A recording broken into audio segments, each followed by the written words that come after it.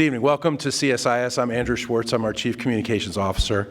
It's a pleasure to have you all here with us. Thanks for coming a little early. We usually do the Schieffer Series at 5:30, but I'm starting to think by the size of this crowd, 4:30 might be better. So welcome. It's also, I guess traffic's a little light because we know why. Steve Flanagan is here. That's a really good thing. Welcome, former colleague Steve Flanagan. We couldn't do this series without TCU and the Schieffer College of Communication, so we thank them, and we thank the Nyarkos Foundation for their generous support. And with that, I'd like to turn it to our CSIS Trustee, Bob Schieffer, and one other really great fact about Bob Schieffer, who is now celebrating his 50th year at CBS News. Bob?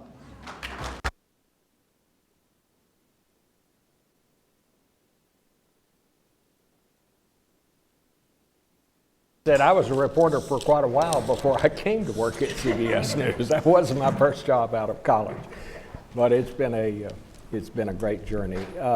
I've sort of titled this today, Syria, Afghanistan. Are we in, out, or in between? And I hope we can get closer to the answer to that today. Because the answer is it depends on who you ask and when you ask it, but those kind of details and complications have never stopped us before, because that's what we do here at CSIS. We try to sort out complicated things by getting the smartest people we can find, and we found them. And I would say about this group, it's like that insurance commercial on television. They know a lot of things because they've seen a lot of things. This is the first team here. Dr. John Alterman is author, former State Department official, award-winning Harvard professor where he received his PhD, and is a director of the CSIS Mideast program. You have extended biographies of everybody in your program, so I'll just introduce them briefly. Alyssa Dalton, here is my left, Deputy Director of CSIS International Security Programs, has held numerous positions at the Pentagon, was a senior policy advisor to the commander of U.S. forces in Kabul, and a senior intelligence analyst at the Defense Intelligence Agency. Seth Jones, here in the yellow tie, he holds the Harold Brown Chair at CSIS, Director of the International Threats Project.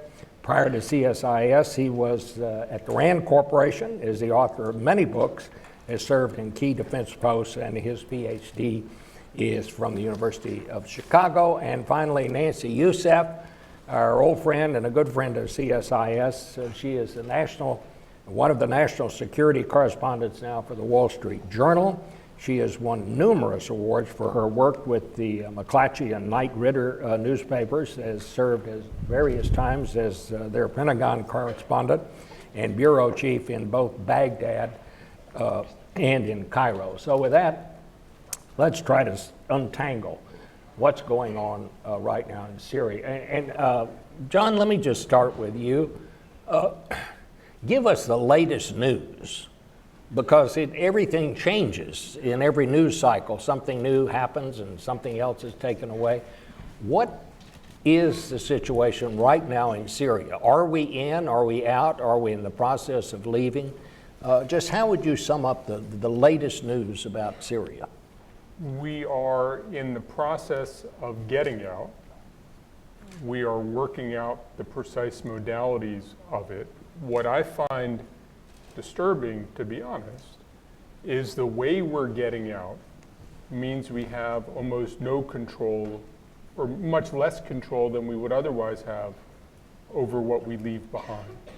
It seems to me that the U.S. strategic goal in Syria should be that we grasp the fact that what will really matter, what will endure in Syria, is what's negotiated between the parties going forward. And by announcing that we are summarily withdrawing, we have taken ourselves out of those negotiations. We've undermined our leverage in those negotiations. And just as the president, as a candidate, criticized the Obama administration for don't tell your enemy what you're going to do, it's precisely the same thing. If he had negotiated over the terms of the American withdrawal, he could have gotten concessions from the Assad government, from the Iranians, from the Russians, from the Turks, all of whom have interests in this area the U.S. is going to leave. But by saying we're leaving unconditionally and immediately, all of those parties will make all of their own deals, and U.S. interests and the U.S. ability to influence what endures was reduced overnight from a reasonable amount to virtually zero. Melissa, let me ask you, why should we be concerned about this? A lot of times people say, what were we doing there in the first place? Whether we should have been there or not been there, we were there. And now we're dealing with what do we do next? Thanks, Bob, and it's a true pleasure to be joining this distinguished panel and joining all of you for the discussion this evening on this important topic. I think it really boils down to three main issues in terms of why Syria matters to the United States. What happens in Syria doesn't stay in Syria. I think we've seen whether it's terrorism threats, the spread of refugees, and the terrible humanitarian situation, that the spillover effects of conflict, instability in Syria has manifold effects in the region, into Europe, and in ways that I think were very hard to forecast, rolling back to the Tate to 2011-2012 timeframe, when we saw the grassroots revolutionary movement in Syria uprising. I think the other piece to keep in mind is that our competitors can very easily fill the gaps into which we are departing. They have been actively exploiting our vulnerabilities in the region for the last few years, whether that's Russia in 2015 inserting itself into Syria, Iran certainly over the last decade increasing its destabilizing activities in the region, and now through its activities and capability development in Syria itself, mounting an expeditionary military capability that can be leveraged in multiple ways, whether it's in Yemen, in other places in the region. And U.S. forces working in close proximity to these competitors has afforded these competitors an opportunity to learn from our operations and put stress on U.S. operators in ways that we haven't been accustomed to in many years. And now with a rapid withdrawal, they will not only be learning from their experience in working in close proximity with us, but able to exploit other opportunities down the road when we will inevitably be in contested environments with them. And I think the third priority that stands out is a normative one in terms of the erosion of accountability, whether that's looking at the use of chemical weapons in Syria and how that long-standing principle prohibiting the use of chemical weapons in warfare has significantly eroded in the international community's failure to really act to uphold that. Certainly the use of conventional weapons, even more so in Syria in terms of loss of life, has eroded the norms of warfare in terms of targeting hospitals, civilian targets, bakeries, in incredible loss of life and threats to civilians, and some deep questions in terms of the conduct of our own forces and the partners that we work with in these situations, in terms of the reliance on air power, on the reliance on local partners to achieve our local security objectives. There are good reasons to use these capabilities, but when we consider a withdrawal that is rapid, we need to be thoughtful about how we tie off these engagements responsibly. And I fear that there is not a careful calculation being made for that in a rapid withdrawal. You know, in preparing for this panel, I was reading some things written by Tony Cordesman, who is just prolific and truly an expert on this part of the world and a lot of other parts of the world as well. And he wrote that he went so far as to say, and this is his quote, The president has literally placed the United States in a position where it is losing on all fronts. Now, Seth, you told me before we came out here that you had a rather interesting experience being on C-SPAN the other day, where you took questions from the audience. But that was not the tenor, apparently, that the people who were calling you had. Yeah, I've obviously written on this subject quite a bit recently and laid out some concerns about what John mentioned earlier, how withdrawal was done and the terms under which it was done. I wrote an opinion piece in Nancy's paper about a week and a half ago on concerns about the terrorism issue with the withdrawal.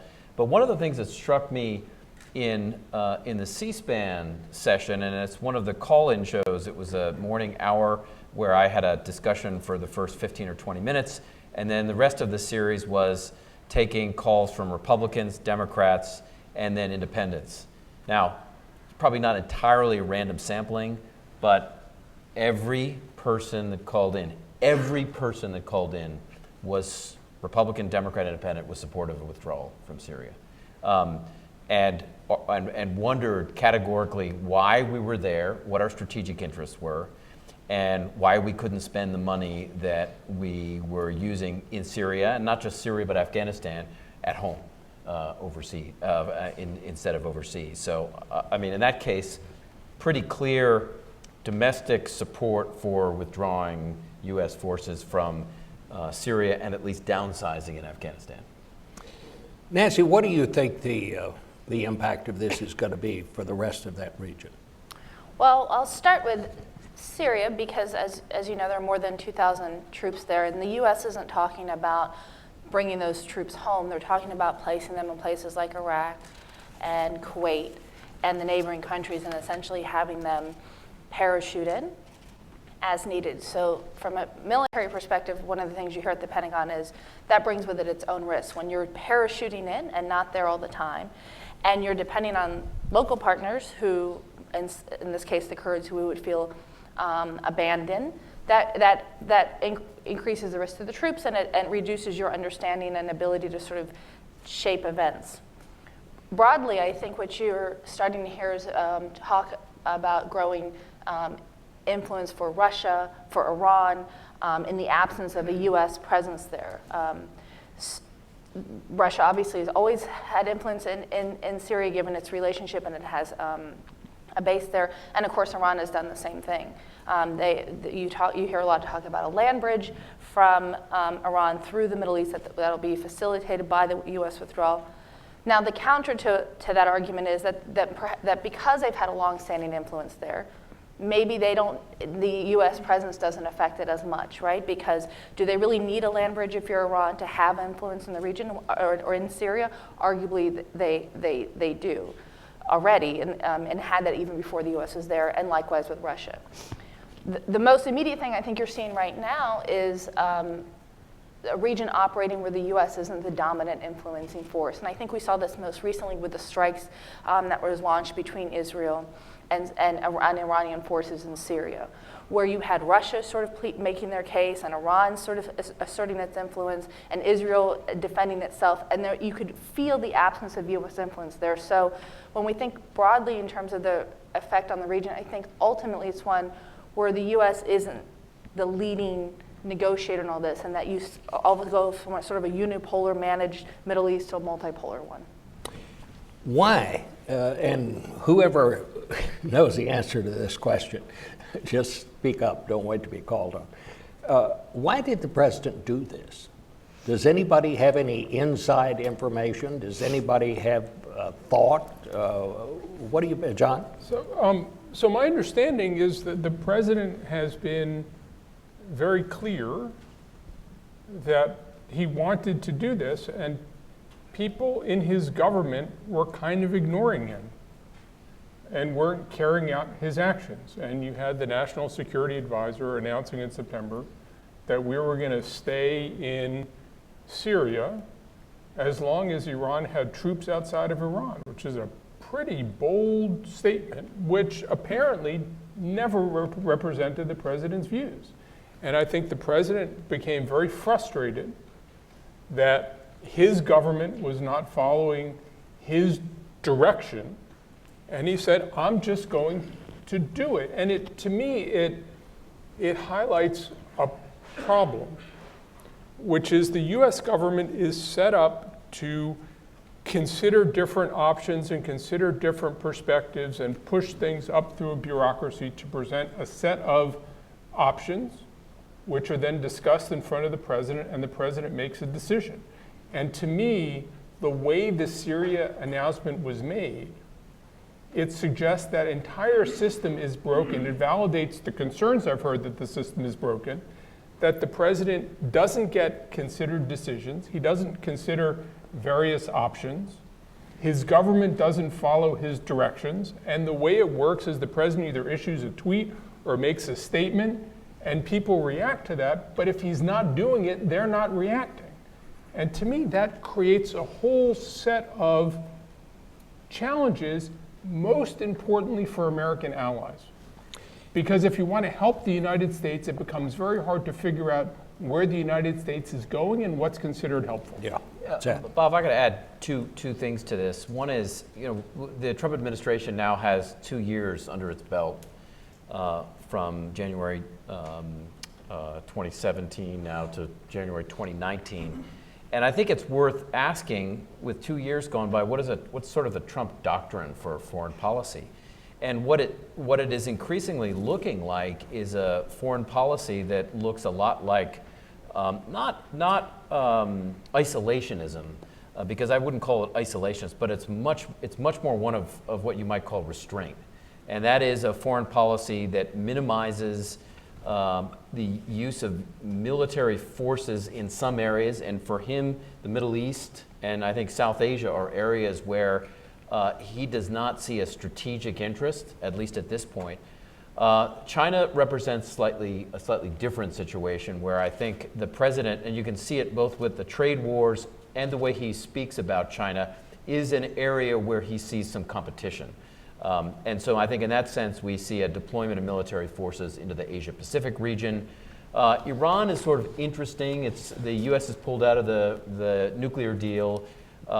Iran does represent an area of some competition, but it makes the Syria withdrawal almost ironic, because by pulling U.S. forces out the way he has and not negotiating what the terms and conditions are, the Iranians now have an ability to move into more vacuums in Syria, particularly now in areas of the east than they had in the past. So both the Iranians and the Russians have the ability to move into the vacuum as the U.S. pulls out. But I think this does reflect a Trump policy of what I would call restraint now. Yeah, no, just to add a couple of points. One, to highlight an important observation that my colleague Alice Friend wrote about a couple of weeks ago, which is it really is the president's call to decide how the military will be deployed around the world. This is civilian control of the military. Where the breakdown occurs, as John is highlighting, is in the process of teeing up the options, the risks and trade-offs that are inherent in that decision making. And how to shore up U.S. strategic interests in the aftermath, and actually a plan for executing the president's decision. So I think that's what we're seeing play out. The other piece that I would highlight is that this is reflective, I think, not only of the president's global viewpoint, but it is broader than that. If you look at recent public opinion polling by the Pew organization, about half of Americans don't believe that America has achieved its strategic objectives in Afghanistan. It's also about half that believe that we should be pulling out of Syria. So I think there is an active conversation to be had in the U.S. And perhaps looking forward to future election cycles in terms of the future course of our foreign policy, the role of the U.S. military in achieving our foreign policy objectives. I would like to see a defense policy in the region that does recalibrate the use of military force and actually sets the other tool sets at the disposal of the United States, our diplomatic, our economic levers that are incredibly powerful and arguably more in need in this region. The part that bothers me is I'm beginning to wonder, does anybody know what our policy is? And when we don't know what the policy of the United States is, the rest of the world, I think that puts us in a more dangerous position. In fact, I think that's the most dangerous position one can be in, when people don't know what the United States stands for, what we're prepared to do, when we're prepared to do it, and under what circumstances. So I think it's a great question, and it really gets at something we haven't experienced, and other panelists have talked about this in the past. You'd have a principals meeting, and there'd be private deliberations of all the possible options and what the costs were associated with it, what would be the best option, and then an announcement would be made. This is how the U.S. is going to proceed going forward. And right now you have the opposite, where the sort of end state is announced first, and then we are sort of publicly seeing the deliberations happen, right? And so in the case of Syria, you'll hear the U.S. is withdrawing in 30 days or 60 days, or there's not a date, or it's only going to leave when Iran's been contained and ISIS is completely defeated. So for me as a military correspondent, the thing that I turn to is those things that get outside of rhetoric. And so in the case of Syria, there's a document that the Pentagon produces. It's called an execution order. And of course, there has to be an acronym for it, an exort. And that actually spells out the U.S. mission, military mission in Syria. And so I think when searching for what the policy is, you have to, I think, for those following, get around the rhetoric and try to get those concrete things. It's why you've heard General Miller in Afghanistan and General Neller, the comment out when he was there, saying, we don't have any orders to change anything. What they're turning to is sort of tangible descriptions of the policy, because this sort of swirl of public rhetoric has created confusion. And I think for all of you who are astute observers of these topics, I think those are the sort of anchors you look for, because I think if you keep following the rhetoric, you're basically following an internal deliberation playing out publicly.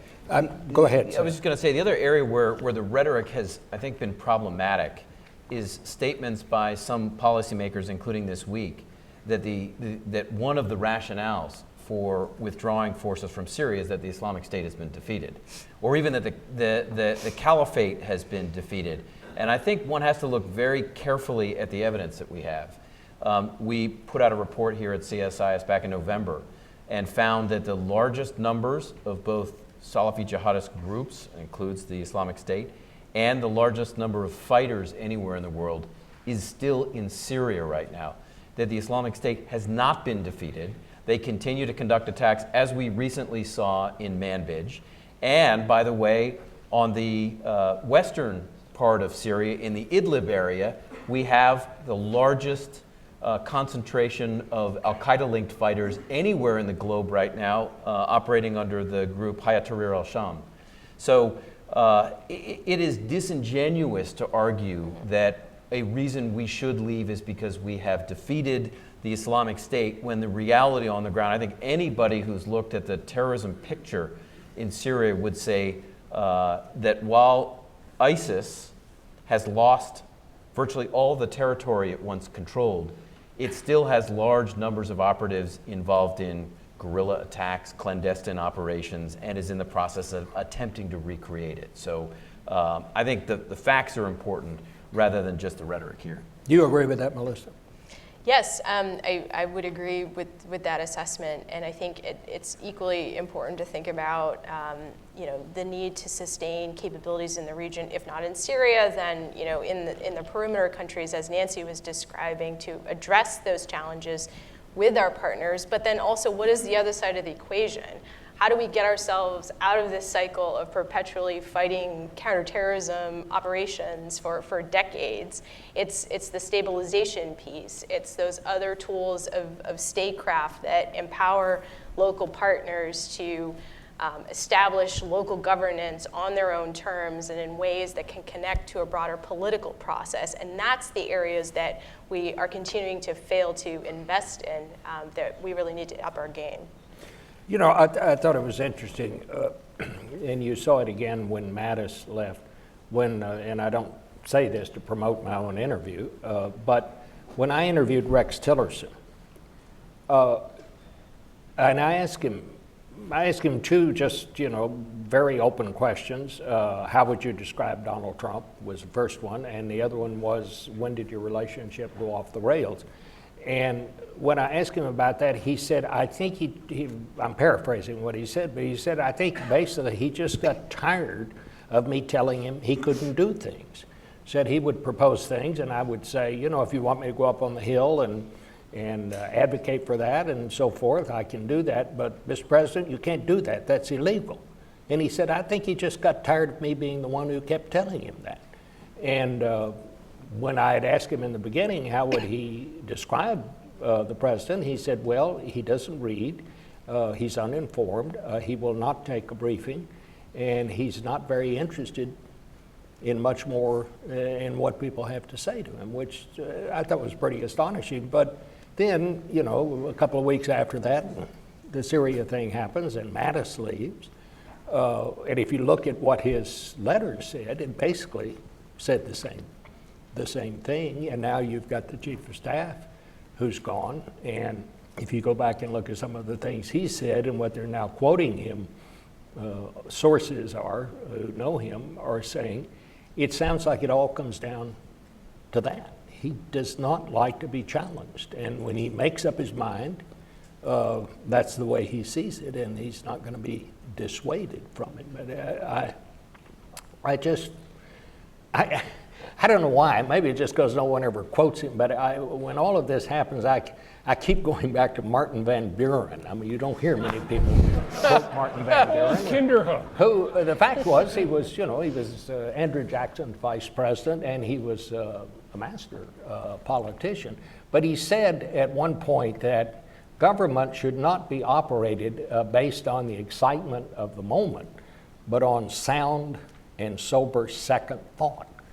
And I think that's one of the things that may be missing here now. But that's just my opinion, clearly underlined. I think what you're getting at is it feels to me like the president is fairly separated from his government. And maybe that's natural because the president didn't come up through government. He hasn't been engaged in these processes. But when I read about the way the White House works, there's a way in which the president is normally deeply engaged and pushes people and pushes things back, but it's a give and take where the president is totally enmeshed in the machinery of government, and 2 years in, the president seems to strain against the machinery of government and say, but I think this is what it should be. But the government doesn't work that way. The government doesn't work on big, broad pronouncements. The government works on, okay, so these are the 17 things and the 8 subpoints and going down and down and down, and with an up and down, which the president seems rather pointedly divorced from. And the historic question is whether the job of being president has changed such that we're going to have more presidents who haven't come out of government whose approach is that, or whether this is just an anomalous president. And it's frankly too early to tell. But one thing we're missing, and I think when we look at historical administrations that take momentous steps, whether it's introducing U.S. forces or aid packages the way we had after World War II when Truman introduces the Truman Doctrine and the Marshall Plan, or any other periods like that in American history, even when we're withdrawing, is the president uses venues, whether it's national television or major speeches, to outline the vision and the broader doctrine that is behind his decisions to put. And what we lack right now is we have to sort of guess what restraint looks like and what a policy of restraint looks like. What we don't have is a clearly articulated policy where we don't have to agree with it, but we understand why he believes we should withdraw from Syria and downsize in Afghanistan. And we understand the vision, we understand the doctrine, and that these are steps that flow logically from that. That we're missing right now, and I think that we've seen in a number of past presidents that have had to make these momentous decisions. But they've Nancy. often had a team around them. Nancy wanted to say one thing. Well, I'm just going to offer a contrarian view just for the purposes of discussion, also because it's something you hear from sources around the topic of Syria. When the United States entered Syria in 2014, the policymakers then never answered the question of what would the U.S. exit look like. They never That's true. Right, that never answered either, and it was clear from the beginning it was going to go one of two ways. Either the U.S. would in some way abandon the Kurds or would be there in perpetuity. This was something that came up under the Obama administration, again under the Trump administration. And this president was clear that he wanted to get out of Syria. He announced it as far back as April of last year. And I think one of the takeaways, and again, this is just a contrarian view that you hear, is that one of the responsibilities of the military and policymakers who put forward these ideas is to answer the question of how to get out. Because I think the argument you hear is by not doing so, you leave the strategy of Syria vulnerable to a president who has said, I want out. And so, and again, I'm not sharing a political view. I really want to just sort of challenge how we think about these issues, because you heard from the viewers on C-SPAN and from others this exhaustion with these wars, and I think part of it is that there's been a failure to really answer how these conflicts end, what a resolution looks like, what does an end state look like. The open-endedness of it, of both Syria and Afghanistan, arguably have left both strategies vulnerable. I think those are very good points, right, No, John? and I'm not arguing with either the president's prerogative or even, Sure. you can argue about the justness of being in Syria, pulling out of Syria. You can argue that. I think the president is not well served by not surrounding himself with trusted advisors who understand the levers of government and can lash him in to the government. And I think as a consequence, he feels more constrained, and the government either ignores him, and I think we have a lot of evidence of the government sometimes ignoring him, or not understanding where he's trying to go. And it seems to me there is that ring of advisors, and it's partly the chief of staff, but it's others who the Michael Devers and the Jim Bakers and the other people who have been key to making administrations work. And this administration doesn't have somebody like that. You could say it's Jared Kushner, but frankly, Jared Kushner doesn't understand enough about the way government works to play that role effectively. Well, I have never thought and I spent a lot of years, I've spent 15 years covering Congress, and I was up on Capitol Hill. And in the offices where the congressmen, and they would all do it just so they could make the extra money, where they would make their wife the chief of staff, it never worked. It never worked, because the staff can't go to the guy's wife and say, he's really screwed up here. We've got to get this straightened out. And it just doesn't work. And I don't see that as a great strength. I mean, the man's welcome to have who he wants on his staff. That's one of his prerogatives as president. But bringing the kids in, I mean, it's not the corner store.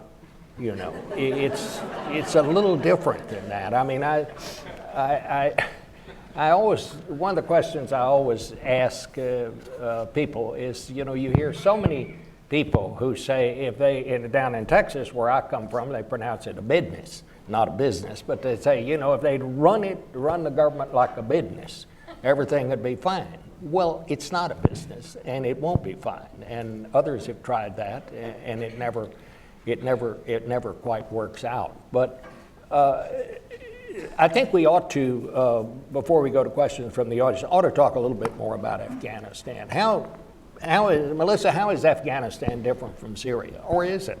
Yeah, no, I think with Afghanistan, it's a much longer commitment that the United States has made there. It's with NATO and a broader coalition. It's linked to 9/11 in terms of our immediate response in the aftermath of that and the Article 5 NATO invocation to respond to that. So there's a lot of political, strategic, emotional baggage that I think is subscribed to the Afghanistan question. And then there are the concrete realities of here we are 17 years in, the Taliban still presents a pretty significant threat to the stability of Afghanistan. Still looming questions in terms of where political negotiations are headed with the Taliban. the resiliency of Afghan governance and their security structures if the U.S. begins a gradual withdrawal. But again, we have been there for 17 years. We have done counterterrorism light. We have done counterinsurgency. We've gone back to more of a CT enabling model. What really works, I think, is worthy of review. The administration actually did a significant review in the first year of the administration, released a pretty good South Asia strategy in 2017 that articulated a policy position on Afghanistan and in the context of the broader region, addressing some of the challenges with Pakistan as well. And I think the added challenge for this administration is, given how much emphasis they have placed on strategic competition with Russia and China, we also have to think about the withdrawal of U.S. troops and the leverage that brings in South and Central Asia through that lens. As China is building One Belt, One Road, Russia has economic interests in Afghanistan, Iran has interests in Afghanistan, and Afghanistan has actually been a potential opportunity to bring these convergence of interests together in prior eras of our experience in Afghanistan. But how all of this is strategically knit together, I think, are looming questions for this administration. Are we safer now than we were 2 years ago? Are we safer because we've been in Afghanistan all that time, or not? Are we? Well, look, I think what we don't have at the moment is terrorist organizations, particularly Al-Qaeda, plotting significant attacks directed either at the U.S. homeland or at Western interests, let's say Europe, from Afghan territory right now. Al-Qaeda exists in its local affiliate, which we call Al-Qaeda in the Indian subcontinent, but Al-Qaeda's core has been decimated pretty badly. I mean, the last major attack in the United States, or plot, tied to Afghanistan was 2009. It was the Najibullah Zazi plot, which would have been 3 suicide bombers on New York City subway cars. He conducted training with Al-Qaeda in Afghanistan, but that was 10 years ago now. So since then, we've seen very little in the sense of external plotting from that country. And that's to a great extent U.S. operations on both sides of the Afghan-Pakistan border. Nancy? Well, the only thing I would say is that the challenge with Afghanistan is how you withdraw could lead to that state becoming vulnerable to a place for jihadists to set up camp. And so the reason I think you're seeing the peace talks go the way they are, and with such a focus on some sort of U.S. counterterrorism presence, is a recognition by all sides, including the Taliban, that a precipitous withdrawal and collapse of the state would present problems for everybody involved. And so, to your question, is the U.S. safer? It's not more endangered. It hasn't been more endangered, and the way the U.S. withdraws will determine whether that remains the case. John, you want to? What do you think about overall? Look, first, in my successful turf battle, I've managed to have my turf end at the eastern border of Iran. So Afghanistan's not any longer. Not my AOR. But yeah, I think the point that Melissa was making earlier is important. Let me put a different spin. It's not just about our sort of non-military instruments. I think we have to have a national discussion about what good enough looks like. We have had pretty high ambitions for how we can transform societies, and the foundation of that has been Germany and Japan after World War II. We've had a lot of pretty mixed experiences in the decades since. Vietnam seems to have done very well despite us. But I think as a country, we have to have a much more open discussion about how good enough is and how much we're willing to commit toward these things, because I think we end up expecting too much, expecting more than we're willing to invest. I mean, we get all caught, and then we start saying, oh, it's a failure. We can want everything to work out, but as a country, what are we really willing to invest? And I feel like we haven't had a serious discussion about that for decades. Do you all believe that the United States must remain engaged around the world. I mean, not be the world's policeman, but we can't, and sometimes, and I don't understand Trump's strategy, but sometimes it seems to me is what he wants to do is create this enormous military, but keep it here in the United States With a wall. behind a wall.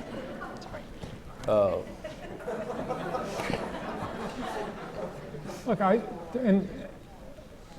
and to me, the great force multiplier of the United States and the genius of the post-war order has been a lot of countries have wanted to help us. I think the clearest, Bob, the clearest strategic document to come out of the administration was the one overseen by Secretary Mattis. It was the National Defense Strategy. And that National Defense Strategy outlined U.S. interests in terms of competition with the Russians, the Chinese, the North Koreans, and the Iranians. That's the closest we've had, but obviously Secretary Mattis is not in the administration anymore. But I think what it highlights, if that document is close to being accurate, is that for the U.S. to move out and to not engage in some areas, I'm not talking about large numbers of military forces, but not to engage, it means somebody else will. And if we're not careful, we're not going to have partners there that have similar values. They're going to be competitors. And so I think that's where this becomes important, because if it's not us there, then who's there, and is that in our interest? That's a very good place to take a pause here and take some questions. Who has one? Right there.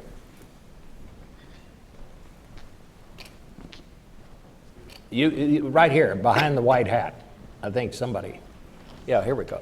Tell us who you are. Thank you so Legal much. questions. This is Mohammed Shafiq. I'm an Afghan and an Mic observer up here in close. DC. Thank you. I would like to quickly say that the situation in Afghanistan or the relationship between Afghanistan and the United States is different from Iraq and Syria and elsewhere, because we do have a strategic partnership, we do have a bilateral security agreement, and we do have a status of force agreement with the United States. While in Syria and Iraq, it's not the case. So when we talk about withdrawal from Afghanistan, I think it should be based on negotiations and deals between the partner, as well as based on a settlement. So my quick question will be, I know that there is a common say that it's easy to go to Afghanistan, but hard to get out of Afghanistan. What will be the alternative in case of any withdrawal or partial withdrawal? What will be the alternative of the United States presence in Afghanistan? For sure, in Syria and other countries. Who'd like to answer I know it's that? Iran and Got Russia. it. Thank you. We got it. Okay, who'd like to address that? Just to be clear, what would be the alternative to U.S. pulling out? Was that I believe that's your question, right? Well, I think one alternative is to at least, and one obviously issue being discussed right now is to keep at least a limited counterterrorism presence there that's 7,000 or under, and that focuses predominantly on groups that threaten U.S. interests: Islamic State, Khorasan, Al Qaeda in the Indian subcontinent, maybe Lashkar-e-Taiba, the group involved in the Mumbai attacks. The challenge with that, though, is if that allows the Taliban to advance in the country in rural areas, then you're creating a situation where there are some short-term steps to target terrorist groups, but you've got a much bigger long-term problem because the main insurgent group is gaining territory, and we know historically has allowed some of these groups to operate in it. By the way, one of the challenges that I've had with the way the Afghanistan announcement came out recently was I find it deeply counterproductive in announcing a downsizing of American forces at the very same time that we're trying to negotiate a settlement, where the message the Taliban almost certainly will get is, well, why do we reach a deal now if we can assess you guys are leaving? That's any bargaining 101. You talk now, but you won't reach an agreement because your odds are going to get better every year down the road because the U.S. presence declines. So I think from that perspective, how it was done was, I wouldn't have necessarily done it that way. Okay. Over here? How about here? Front row. Right here. On the way. Well, first of all, I'd like to recommend, commend John for the socks he's wearing today. They're quite attractive. Well, you know, this is TCU. This is Exactly. pretty much It's an honor, required. Bob. I've got them on too. The fundamental question I want to ask is, we've been having a debate since the president announced the withdrawal that ISIS isn't defeated in Syria. Tell me what are the metrics you would have used for the defeat of ISIS, and more importantly, how long would it have taken us to achieve those metrics, particularly with regards to the ideology? Nancy, why don't you talk about that? You've been over there. You've spent a lot of time on those battlefields.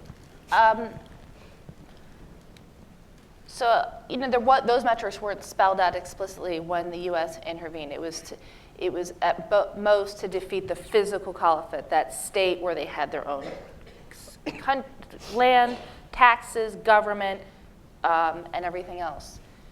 I think an argument that could be made for what a defeat would look like would be the idea of eliminating is sort of Pollyannish, perhaps, and so arguably the best way is to have a place where the Islamic State is one that can be sufficiently addressed by local security forces, by the U.S. in terms of protecting its own security, such that it's a mitigated threat. I mean, the comparison I hear is sort of to be a police in a community.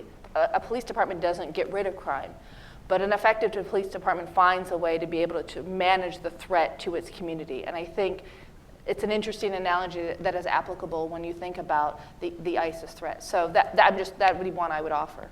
Does anybody here think that ISIS has been defeated? No. I don't think you can defeat ISIS any more than the war on poverty can defeat poverty, any more than the war on drugs can defeat drugs, right? So I think it's the wrong metaphor, it's the wrong objective, which isn't to say that we don't have interests. But what strikes me about ISIS is and I think we talked about this in a previous Schieffer series, it morphs. And it will find any opening it can to act, whether it's onesies and twosies in Europe, whether it's terrorist events in Manbij or somewhere else. And when you set the bar so low for their success, which is they can slide a suicide bomber one place, or some guy with a knife, one place in Europe, and that gets them another year of success, then they keep winning and we keep losing, even if we're 99% effective. Why set up odds that way? It's very, very interesting. Well, let's have a lady,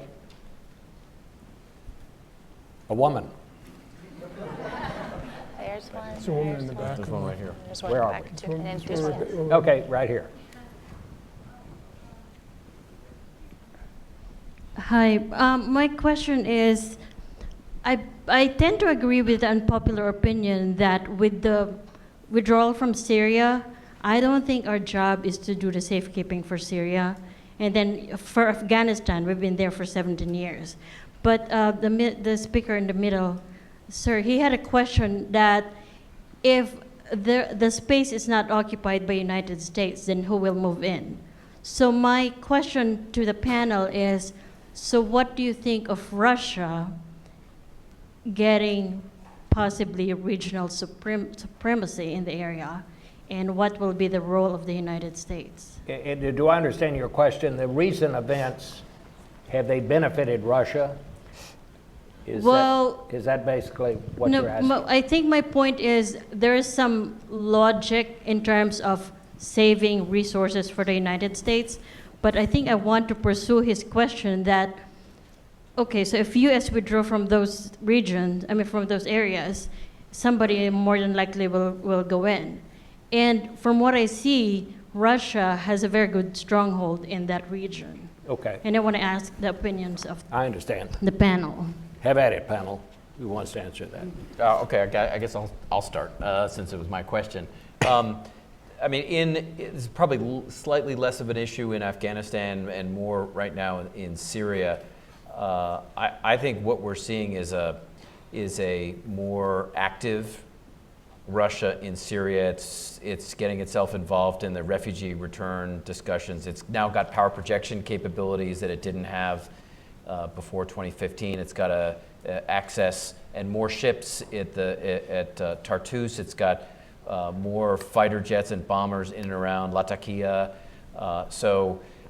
It's the one, as we've discussed earlier, that's in part been discussing with the Iranians on one side and the Israelis on the other, and trying to mediate that dispute and keep the conflict to a limited level. On a recent trip that John and I were in Lebanon, we had a senior Lebanese official tell me that the Russians were now, a major power in the Middle East in ways that have outstripped the U.S. presence. So that's the downside of leaving, is the Russians become a more active military power in the region and a more important diplomatic and intelligence power in the region. Okay, John, did you want to say? 30 seconds. I think the Russians always have much lower ambitions than the United States. The U.S. is trying to create systems and processes and create dynamics and all those things. And the Russians, oftentimes, they'll prop something up, they'll try to eliminate a group. They're not looking to do what the U.S. does. And I'm constantly struck that in Syria you had a 3-country coalition beat a 65-country coalition, which the U.S. helped lead. And it was partly because they were looking to do so much less. Melissa. Yeah, and I think just to build upon John's point, I think it's also important to moderate our expectations of what Russia can do, whether it's in Syria or more broadly in the region, because of their own capacity issues, their own political and economic constraints at home. That can serve as a check. That said, I think it is concerning to the United States strategically, politically, and certainly wearing my defense hat in terms of us, the United States, having to second guess our ability to operate in the region, to rely upon certain allies and partners in the ways that I think we have grown quite comfortable and maybe complacent about over the last several decades, that will require some reinvigoration. I'm very sorry, but this is going to have that's going to have to be. We'll take one more question. Do you have a question? Front row. Microphone? Well, you have to wait for a Here microphone. comes the mic. Here goes. You still have to wait for a Hold on. microphone. Wait. And this definitely has to be the last question because some of our panelists have other obligations. How safe do you think the Kurds will be once we leave, with Erdogan not?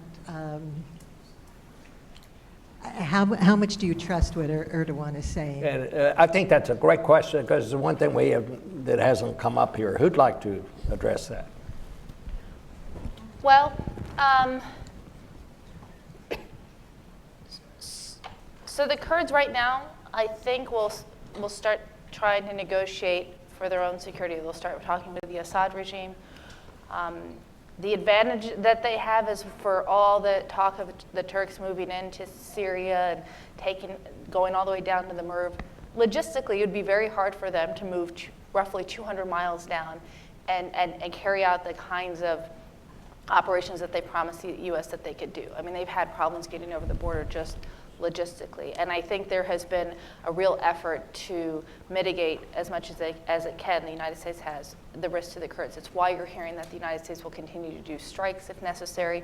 It's why the French will still be there. It's why there's even talk of having U.S. forces go back and forth into Iraq, that there's some effort to try to mitigate that risk. And I also think the Kurds are trying to reach their own deals with forces on the ground. And so the short answer is I don't know. I do think that there's a serious effort being made, though, to contain the aspirations of those who in Turkey who want to use this as an opportunity to move in and take out what they see as a terrorist threat. I just think, but it's sort of an ongoing issue in terms of how that's going to resolve itself, in part because I think Turkey's still working out what it's going to do. The U.S. is working out what it can do to support, and the Kurds are still trying to work out what agreements it can make on the ground to address the possible threats to them. And with that, I'd say thanks to all of you on behalf of TCU and CSIS. Really appreciate your time. Thanks so much. That was great. Appreciate it. Thank you. This is your first one, isn't it?